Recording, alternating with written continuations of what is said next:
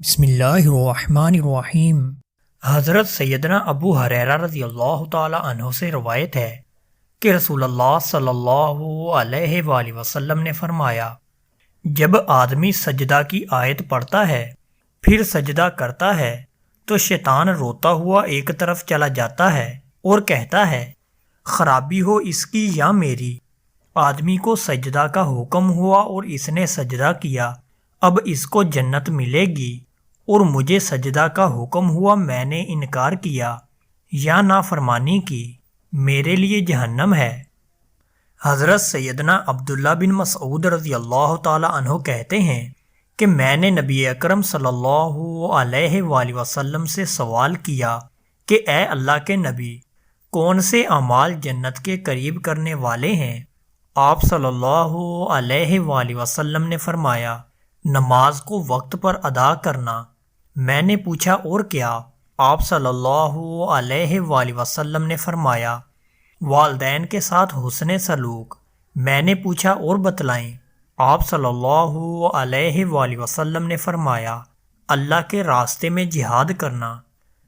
حضرت سیدنا عبداللہ بن مسعود رضی اللہ تعالی عنہ سے روایت ہے، ایک شخص نے کہا، یا رسول اللہ صلی اللہ علیہ وآلہ وسلم، اللہ تعالیٰ کے نزدیک کون سا گناہ بڑا ہے؟ آپ صلی اللہ علیہ وآلہ وسلم نے فرمایا، یہ کہ تو اللہ کے ساتھ کسی کو شریک کرے حالانکہ تجھے اللہ تعالیٰ نے پیدا کیا۔ اس نے کہا، پھر کیا؟ آپ صلی اللہ علیہ وآلہ وسلم نے فرمایا، یہ کہ تو اپنی اولاد کو قتل کرے اس ڈر سے کہ وہ تیرے ساتھ کھائے گی۔ اس نے کہا، پھر کیا؟ آپ صلی اللہ علیہ وآلہ وسلم نے فرمایا، یہ کہ تو زنا کرے اپنے ہمسائے کی عورت سے۔ پھر اللہ تعالیٰ نے قرآن مجید میں اسی کے موافق اتارا۔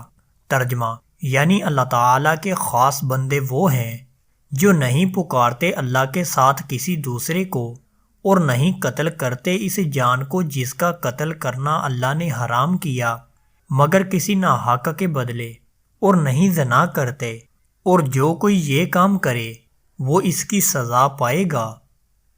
حضرت سیدنا ابو ہریرہ رضی اللہ تعالی عنہ سے روایت ہے کہ رسول اللہ صلی اللہ علیہ وآلہ وسلم نے فرمایا، بچو 7 گناہوں سے جو ایمان کو ہلاک کر ڈالتے ہیں۔ اصحاب رضی اللہ تعالی عنہم نے کہا، یا رسول اللہ صلی اللہ علیہ وآلہ وسلم، وہ کون سے گناہ ہیں؟ آپ صلی اللہ علیہ وآلہ وسلم نے فرمایا، اللہ کے ساتھ کسی کو شریک کرنا، اور جادو، اور اس جان کو مارنا جس کا مارنا اللہ نے حرام کیا ہے لیکن حق پر مارنا درست ہے، اور بیاج کھانا، اور یتیم کا مال کھا جانا، اور لڑائی کے دن کافروں کے سامنے سے بھاگنا، اور خاوند والی ایماندار پاک دامن عورتوں کو جو بدکاری سے واقف نہیں عیب لگانا۔